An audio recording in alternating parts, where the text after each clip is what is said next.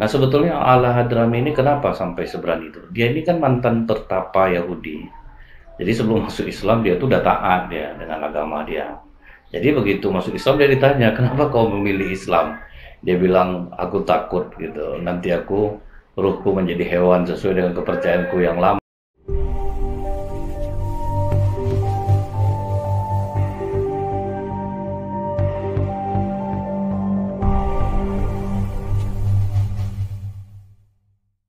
A'udzu billahi minasyaitonir rajim. Bismillahirrahmanirrahim. Assalamualaikum warahmatullahi wabarakatuh.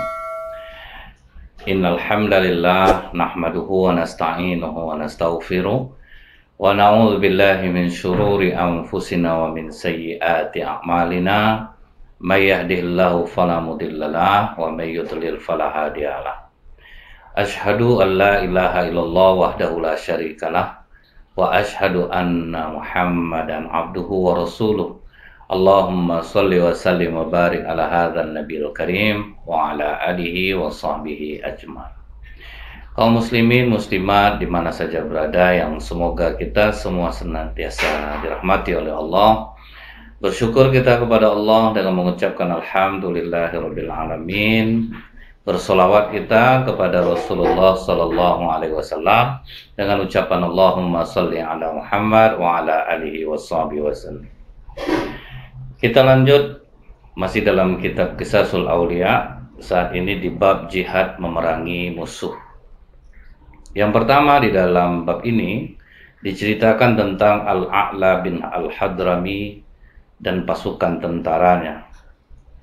Jadi ini terjadi di masa Khalifah Abu Bakar Siddiq radhiyallahu anhu. Setelah kematian Rasulullah Sallallahu Alaihi Wasallam, banyak orang yang berada di Bahrain menjadi murtad. Dan murtad mereka ini juga mengganggu kepada umat Muslim. Mereka juga memerangi. Sehingga Abu Bakar As-Siddiq radhiyallahu anhu mengutus Al-A'la bin Al-Hadrami untuk menumpas pasukan musuh ini. Berangkatlah Al-Hadrami ini, dia pimpin pasukan menuju Bahrain. Setelah ia menang di dalam sebuah pertempuran, rupanya sebagian pasukan musuh itu lari. Mereka lari juga membawa semua harta kekayaan mereka lari menuju laut. Saat itu di pertempuran yang pertama, Al-A'la Al-Hadrami ini udah bagikan harta rampasan perang tuh kepada para sahabat yang ikut.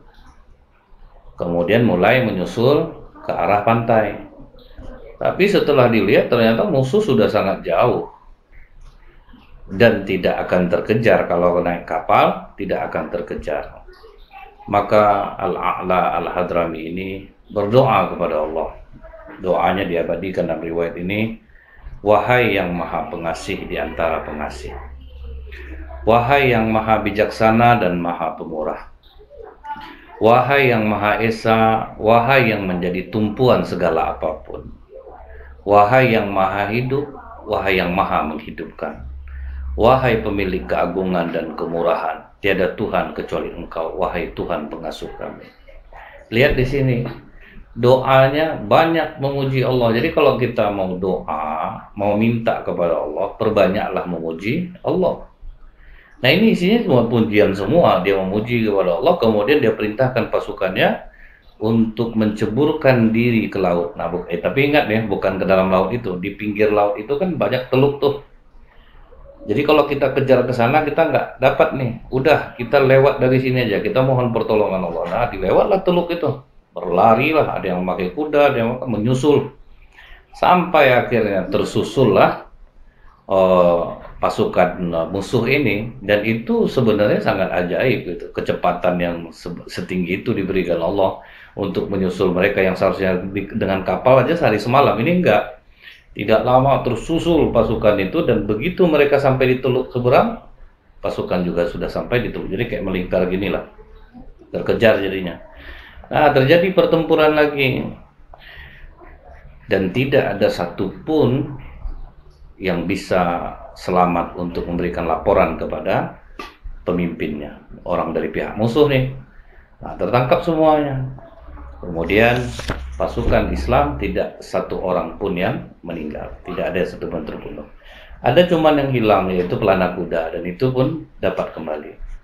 Nah, dari situ harta rampasan mereka itu dibagikanlah oleh Al-A'la Hadrami kepada 2000 pasukan berkuda dan 1000 pasukan yang di darat, infanteri. Jadi dikabarkanlah kepada Khalifah Abu Bakar Siddiq atas keberhasilan mereka. Maka Abu Bakar Siddiq radhiyallahu anhu menaruh takjub dengan doa dari Al-A'la Al-Hadrami ini dan keberanian yang mengambil sikap dan keteguhan dia terhadap musuh yang diperintahkan kepada dirinya. Nah, sebetulnya Al-Hadrami ini kenapa sampai seberani itu? Dia ini kan mantan pertapa Yahudi. Jadi sebelum masuk Islam dia tuh udah taat dia dengan agama dia. Jadi begitu masuk Islam dia ditanya, kenapa kau memilih Islam? Dia bilang, aku takut gitu, nanti ruhku menjadi hewan sesuai dengan kepercayaanku yang lama. Jadi kalau aku mikir sekarang dengan ayat-ayat kebenaran Allah ini, orang seperti aku ini bisa jadi hewan nanti ruhnya. Makanya aku masuk Islam, aku takut nanti Allah akan mengutuk aku. Nah ini dia katakan, aku takut menjadi yamsakuni, yaitu hewan gitu. Ruhku nanti berubah menjadi hewan. Jadi kita lihat di sini bagaimana orang ketika dia telah masuk Islam, dia memahami kebenaran Islam, dan di situ yakin dia dengan janji Allah, dia mendapatkan dunia dan mendapatkan akhirat. Dunianya apa? Dia mendapatkan harta rampasan perang. Kalaupun mereka mati syahid. Jadi ini yang membuat para sahabat ini bersemangat di dalam jihad menegakkan agama Allah. Bila jihad itu menghendaki pertempuran, dan lihat ini karena ada lawan. Nah, karena memang ada musuh juga yang siap menyerang. Nah, ini keberanian jihad melawan musuh. Walaupun ada tantangan lautan, mereka diberikan Allah kecerdasan untuk mengejar dari arah teluk. Nah, ini luar biasa. Kalau ini kita amalkan kesungguh-sungguhan sebenarnya ya. Jangan mudah mengalah, jangan mudah putus asa ketika melihat seolah-olah tidak ada lagi harapan. Tetapi ketika kita menggantungkan diri kita kepada Allah, kemudian kita berusaha untuk mendapatkan apa yang kita inginkan sesuai dengan jalan Allah, kalaupun gagal, kita paling tidak sudah berpahala karena sudah menjalankan seperti aturan Allah. Kemudian nih yang kedua, Said Al-Sulami. Said Al-Sulami ini dia datang menemui Rasulullah. Kemudian dia katakan, wahai Rasulullah, apakah hitam legam kulitku ini, buruk wajahku ini menghalangiku masuk surga ya Rasulullah? Jadi dia masalah nih, kulit hitam, wajah jelek katanya. Aku ditolak nggak masuk surga? Kemudian kata Rasulullah, tidak Said, demi Allah yang jiwaku di tangannya. Apa yang kau yakini tentang Allah dan apa yang dibawa oleh Rasulnya, memangnya apa yang kau yakini? Kemudian kata Said, demi Allah yang telah memuliakanmu dengan kenabian, aku sejak 8 bulan lalu sebelum aku menemui sekarang ini, sungguh aku telah bersaksi bahwa tiada Tuhan selain Allah dan Muhammad Rasulullah. Cuman ya Rasulullah, aku mempertanyakan ini karena sudah banyak perempuan yang aku lamar. Semua menolakku ya Rasulullah, tidak ada yang mau denganku. Karena rupa aku seperti ini, karena hitam legamku seperti ini, tidak ada yang mau. Sebetulnya aku berasal dari keturunan Bani Salim, cuman hitam badan aku ini karena keturunan dari paman-paman ya Rasulullah. Mendengar itu agak tertawa juga Rasulullah. Jadi dia heran, dia apa nggak bisa masuk surga karena wajah aku jelek, kulit aku hitam. Kemudian apa kata sahabat? Kata Rasulullah kepada para sahabat, apakah Ammar bin Wahab hadir saat ini? Kata sahabat, tidak ya Rasulullah. Nah, Ammar bin Wahab ini seorang laki-laki cerdas dan dia baru masuk Islam nih. Baru masuk Islam. Jadi dalam hal ini kena uji nih imannya. Apa ujian dari Rasulullah? Apa kata Rasulullah kepada Said? Said, kau kenal enggak dengan Ammar bin Wahab? Kenal ya Rasulullah. Dia punya anak perempuan cantik. Katakan Rasulullah ingin menikahkanmu dengan anak perempuannya. ketuk pintunya dengan lembut dan ucapkan salam. Bila engkau sudah menemuinya, katakanlah itu, bahwa Rasulullah menikahkanmu dengan putri. Oh, semangatlah Zaid. Dapat rekomendasi dari Rasulullah, berangkat dia. Sampai di rumah Amr bin Wahab, diketuknya dengan lembut. Tuk, tuk, tuk. Assalamualaikum. Karena dialeknya dialek Bani Salim, terasa oleh Amr bin Wahab. Waalaikumsalam, siapa? Kata Said, aku Said As-Sulami. Begitu melihat Said langsung ngedrop, langsung Amr bin Wahab, kau Said? Apa kau kemari? Kata Said, aku kemari karena Rasulullah ingin menikahkan aku dengan putrimu. Apa kata Said? Kau jangan buat ngomong ke Said. Pulang, aku tidak akan mau menikahkan anakku dengan dirimu. Oh, bawalah nama Rasulullah. Kata Said, ya udah, kalau tidak percaya terserah. Bagi Said biasa aja karena dia sudah pengalaman banyak ditolak oleh perempuan. Jadi dia santai aja. Said pun berangkat ke tempat Rasulullah. Namun putri dari Ammar bin Wahab ini langsung mengejar ayahnya. Apa katanya ayahnya? Wahai ayahku sayang, cepat raihlah keselamatan sebelum wahyu membuka aibmu karena kau menolak Said. Karena dia memang betul-betul dari Rasulullah, kau akan kena ayah. Oh, mendengar itu takut Ammar bin Wahab. Waduh, ini mana aku diuji nih. Aku benar-benar orang Islam ini. Wah, langsung dia pergi menemui Rasulullah. Begitu dia menemui Rasulullah SAW, apa katanya? Maafkan aku ya Rasulullah. Aku kira tadi Said As-Sulami ini hanya pandai-pandai dia aja yang ngomong. Tapi ternyata setelah aku menemui dirimu dan di sini juga ada Said, aku yakin bahwa ini adalah perintahmu. Dan alhamdulillah putriku dia mau menerima Said menjadi suami. Oh, langsung takbir seluruh sahabat. Nyumbang-nyumbang lah, Utsman bin Affan nyumbang, Abu Bakar nyumbang, Utsman bin Affan nyumbang, Ali nyumbang. Nah, terkumpul lah sekitar, pokoknya lumayan banyak, 400 dirham apa 4000 dirham lah. Nah, terkumpul. Nah, Said, kau belikanlah hal-hal yang dibutuhkan untuk pernikahanmu. Nah, Said As-Sulami berangkat ke pasar besoknya. Rencana mau membeli barang-barang untuk menikah, terdengar teriakan Al-Nafir, Al-Nafir, pasukan perang, ayo kumpul, kita akan berjihad di jalan Allah. Mendengar itu, apa kata Said dalam hati? Ya Allah, Tuhan langit dan bumi, aku akan belikan apa yang disukai Allah dan Rasulnya untuk kaum muslimin. Apa yang dibelinya? Pedang, baju besi, kuda perang. Gak jadi dia beli barang-barang untuk pernikahan. Nah, lihat tuh bagaimana semangat jihadnya para sahabat. Padahal udah lama nggak nikah, ini mau nikah, udah ada perempuannya, datang panggilan jihad, ditinggalkan tuh. Dia beli semuanya, dia berangkat perang. Sebetulnya semua sahabat dah heran, ini siapa ini pakai baju besinya baru, kan kudanya tegap, gitu. Pedangnya bagus. Nah, waktu di dalam perang itu Rasulullah mencoba mendekati, nampak lengannya hitam. Kau Said? Iya Rasulullah. Aduh, kenapa kau ikut Said? Kau kan mau nikah. Ya Rasulullah, jika aku hidup, aku akan menikah dengan istriku, calon istriku. Jika aku mati, mudah-mudahan bidadari yang akan menikah denganku. Jadi bangga Rasulullah nengok semangatnya. Padahal dia udah dapat uzur untuk tidak perang. Majulah Said As-Sulami ini ke medan pertempuran. Nah, terdengarlah teriakan sahabat, Said roboh, Said roboh. Maka Rasulullah mendekati Said. Kemudian dipangku oleh Rasulullah Said. Rasulullah menangis terseduh-seduh dekat jasad Said As-Sulami. Jadi menangis itu sebetulnya tidak ada masalah. Itulah ungkapan rahmat kasih sayang Allah. Yang tidak boleh itu adalah meratap. Mati suami, onde bang, umur aku baru 24, dah meninggallah abang. Dulu banyak yang mau sama aku tinggalkan gara-gara abang. Itu yang tidak boleh. Tapi kalau nangis, boleh. Ini Rasulullah nangis. Waktu anak beliau yang namanya Ibrahim meninggal, juga Rasulullah menangis. Jadi menangis tidak masalah. Yang tidak boleh itu meratap. Setelah Rasulullah menangis terseduh-seduh, kemudian Rasulullah tersenyum. Setelah lama tersenyum, Rasulullah tiba-tiba memalingkan mukanya dan meninggalkan Said.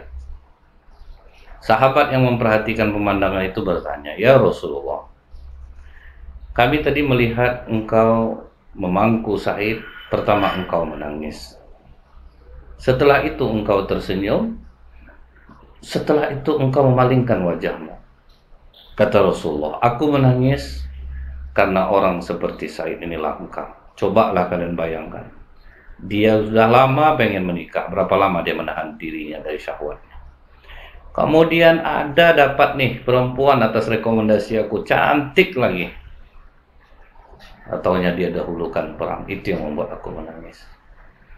Dan yang membuat aku tersenyum karena aku melihat betapa indahnya tempat Said As-Sulami di surga.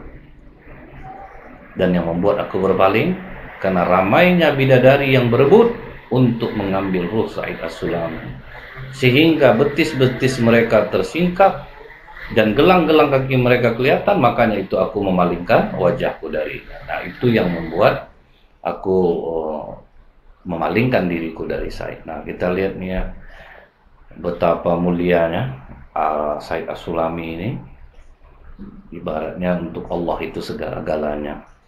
Nah, kita mungkin jauh lah dari ini. Dan itu yang membuat kita semakin sadar bahwa ibadah kita, amalan kita ini belum seberapa. Nah, kemudian kita masuk kepada Al-Is bin Abdus Salam. Mungkin kita ingat di kisah yang ke-70. Al-Is bin Abdus Salam ini kan seorang yang pernah mau dihukum oleh Sultan karena dia dianggap akidahnya berbeda. Tapi setelah Sultan minta maaf, Al-Is bin Abdus Salam ini sangat dihormati oleh Sultan. Jadi waktu mau akan perang di bulan Ramadan, terbestik kabar bahwa tentara Mongol atau Tartar sudah tiba di Syam. Sang Sultan Saifuddin mengeluarkan instruksi untuk mempersiapkan keberangkatan pasukan di Mesir setelah Hari Raya Idul Fitri. Kemudian Syekh Al-Is bin Abdus Salam ditemui Sultan. Kemudian dia berkata, berangkat sekarang ke medan perang, jangan nunggu habis Idul Fitri. Sekarang ini dipersiapkan untuk berperang. Ya, kami sedang kesulitan keuangan, Syekh. Jadi tidak mungkin aku akan berangkat sekarang. Tapi kata Syekh Al-Is, tetap harus berangkat sekarang. Apakah engkau menjamin kemenangan dari Allah untuk kami? Kata Syekh Al-Is, insya Allah, Allah akan memberikan kalian kemenangan. Asal jangan kalian menunda-nunda. Maka berangkatlah pasukan Sultan. Dan ternyata benar, pasukan menang. Nah, kenapa berat waktu itu Sultan yang mau berangkat? Duit nggak ada.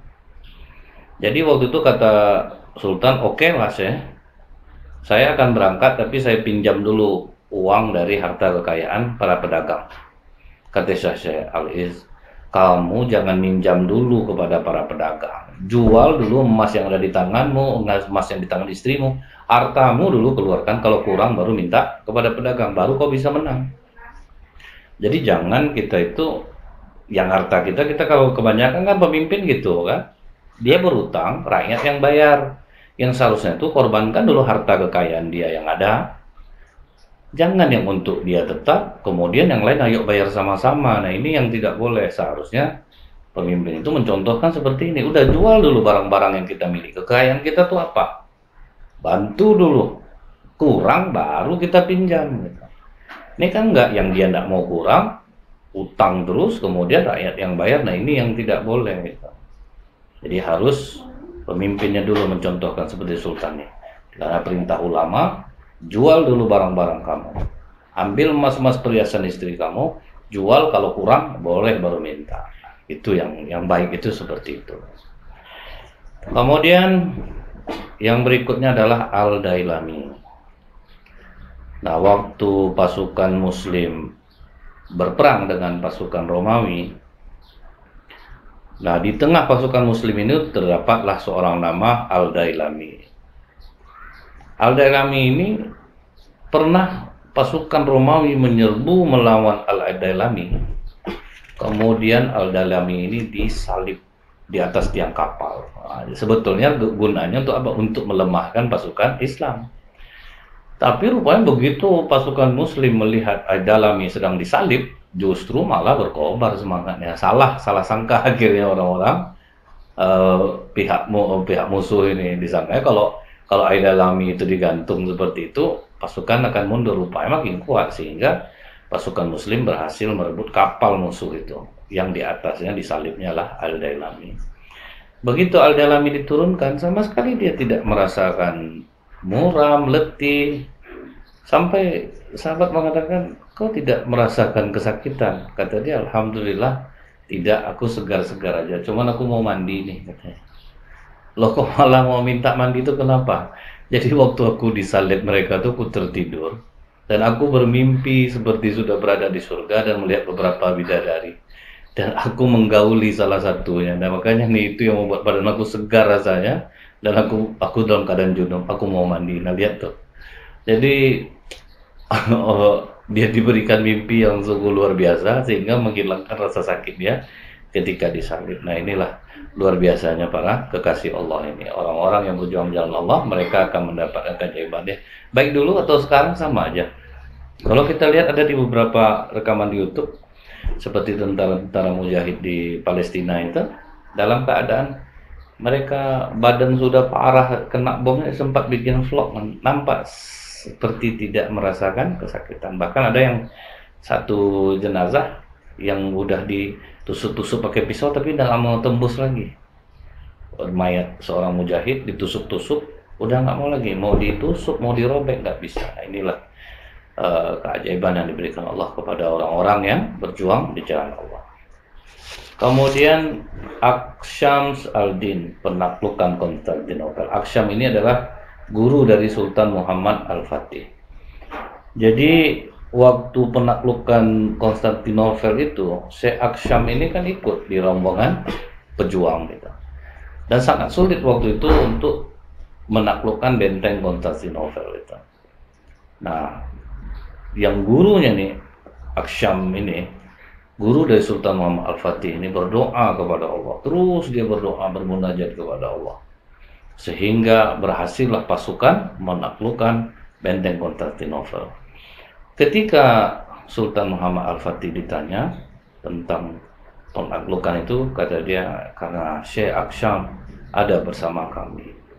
Nah, itulah pemimpin yang sangat taat kepada ulamanya. Dia sangat menghormati gurunya, sehingga dia mendapatkan keberkahan dari itu. Dan berkat itu semua dia berhasil menaklukkan benteng Konstantinopel karena hormatnya kepada guru, dan gurunya ini memang bertauhid kepada Allah dan tidak melenceng.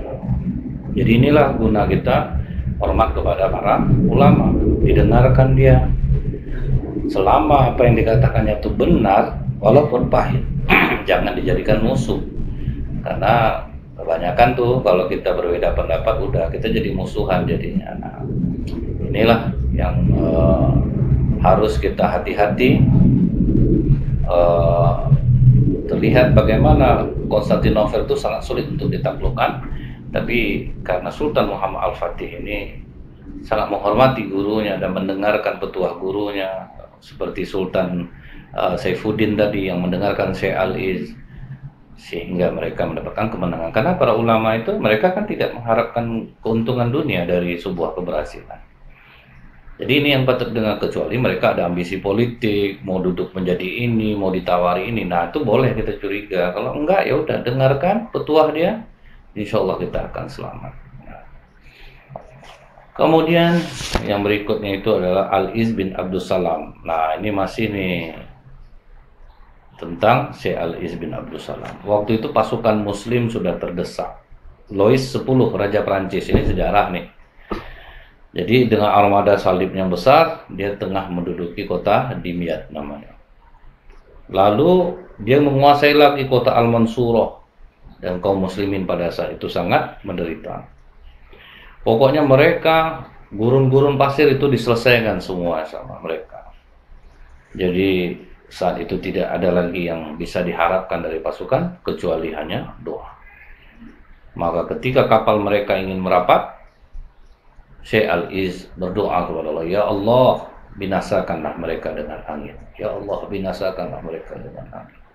Allah mengirim angin kemudian memporak-porandakan tentara Prancis, Louis X ini. Dan ini yang menjadi saksi hidup dari tentara Prancis itu juga mengakui bahwa hal itu memang terjadi, disapu oleh angin yang sangat kencang. Nah, ini akhir-akhir ini negeri kita Indonesia ini banyak disapu angin kencang, sapu banjir. Nah, ini kita mesti introspeksi diri deh. Kayaknya kita ini udah sangat menentang kepada para ulama yang benar ya, bukan ulama-ulama yang mendekat kepada penguasa untuk mendapatkan kekayaan dunia. Karena ini juga tidak sedikit. Nah, maka ini selalu jadi batu sandungan. Padahal kalau kita pikir nih, ada ulama-ulama yang sebenarnya tidak mengharapkan dunia dari pemerintah. Nah, ini yang patut didengar. Kalau ini dimusuhi, tentu akan terjadilah hal-hal yang merusak dari alam ini. Karena Allah akan marah ketika orang-orang yang benar tidak diikuti. Nah, baik, inilah beberapa kisah dari jihadnya para kekasih Allah. Insya Allah akan kita sambung kembali. Subhanakallahumma bihamdika asyhadu alla ilaha illa anta astaghfiruka wa atubu ilaik. Assalamualaikum warahmatullahi wabarakatuh.